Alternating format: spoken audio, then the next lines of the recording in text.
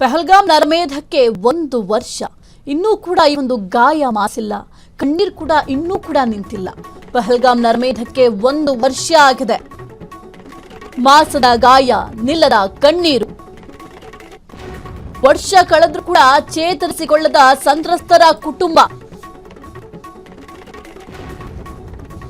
ಕಳೆದ ವರ್ಷ ಏಪ್ರಿಲ್ 22ರಂದು ನಡೆದಂತಹ ಘಟನೆ.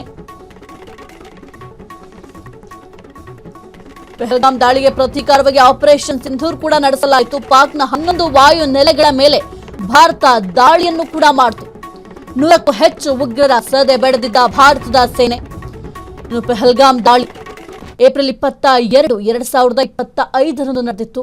ಕಂಪ್ಲೀಟ್ ನಮ್ಮ ದೇಶದಲ್ಲಿ ಕರಾಳ ದಿನಾಚರಣೆ ಅಂತ ಕರಿತೀವಿ. ಯಾಕೆಂತಂದ್ರೆ ಅಮಾಯಕ ಜೀವ ಬಲಿಯಾಗಿತ್ತು. ಆ ಒಂದು ಭಯೋತ್ಪಾದಕರ ದಾಳಿಯಿಂದ ಸುಮಾರು 26 ಮಂದಿ ಪ್ರವಾಸಿಗರು ಪ್ರಾಣವನ್ನ ತ್ಯಾಗ ಮಾಡಿದ್ರು ಅಂತ ಹೇಳಬೇಕು. ಯಾಕೆಂತಂದ್ರೆ ಇಲ್ಲಿಂದ ಒಂದು ಬಹಳ ಖುಷಿಯಾಗಿ ಕುಟುಂಬದ ಜೊತೆ ಹೋಗಿದ್ರು.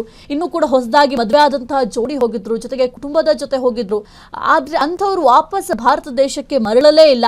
ಆದ್ರೆ ಇದಕ್ಕೆ ಭಾರತ ಪ್ರತಿಯಾಗಿ ಆಪರೇಷನ್ ಸಿಂಧೂರನ್ನ ನಡೆಸ್ತು, ಜೊತೆಗೆ ಆಪರೇಷನ್ ಮಹದೇವ್ ಕೂಡ ನಡೆಸ್ತು.